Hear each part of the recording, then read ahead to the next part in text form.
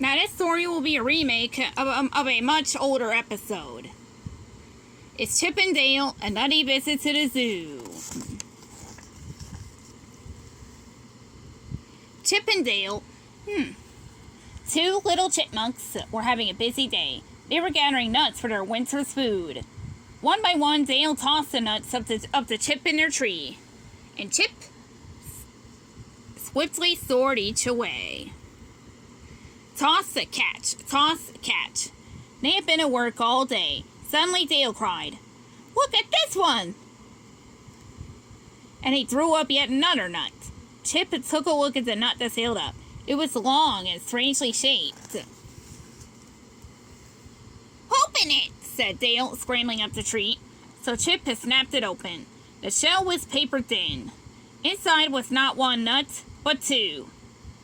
"Let's try them," said Chip. So they ate each one. And how good those peanuts did taste.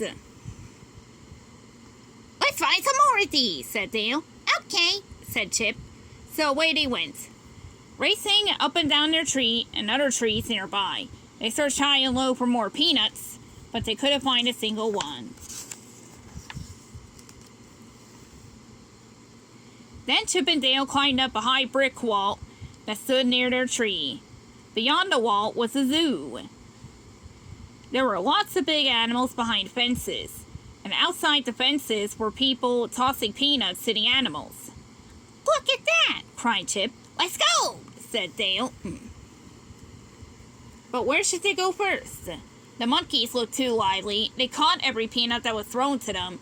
The bears looked too brawny and rather fierce. And no one threw any peanuts to the camels or lions or tigers, which was probably just as well.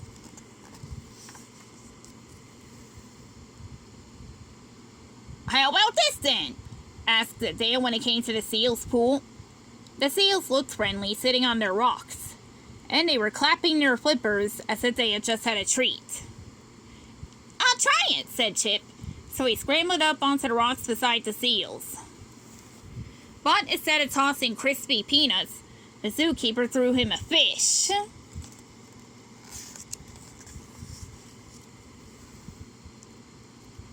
That was enough of the seals for Chip and Dale. They wandered on, feeling rather sad. Then they came to the elephant. The elephant stood there big and slow. It would seem like a sea of peanuts. "This is for us," said Chip to Dale. So in through the fence they climbed.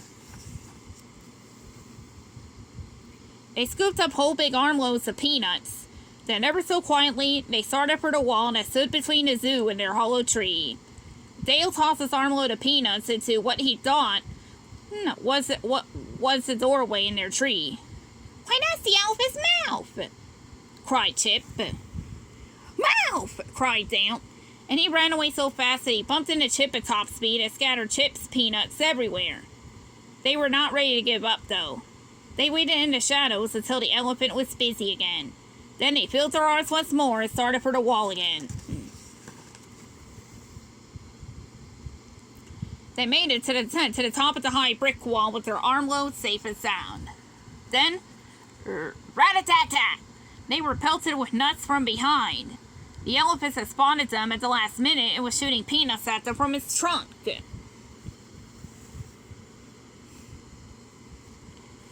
Poor Chip and Dale dropped their loads and ran.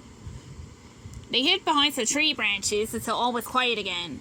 Then, feeling sore all over, they crept back home. "I guess we could get along without peanuts," said Chip sadly.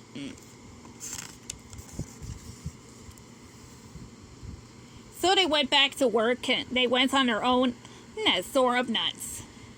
Dale tossing them one by one from below.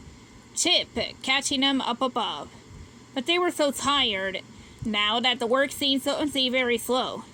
"Let's take a little rest," said Chip. While they were resting that they heard a sound like the patter of rain on leaves, but it wasn't rain, for the sun was shining. The elephant was peeking over the wall. He felt sorry for Chip and Dale. So with the zookeeper on his head to help aim, The elephant was squirting a year's supply of peanuts into Chippendale's hollow tree. And ever since those chipmunks, Chippendale, and the elephants in the zoo have been the very best of friends. Just think of that. The end.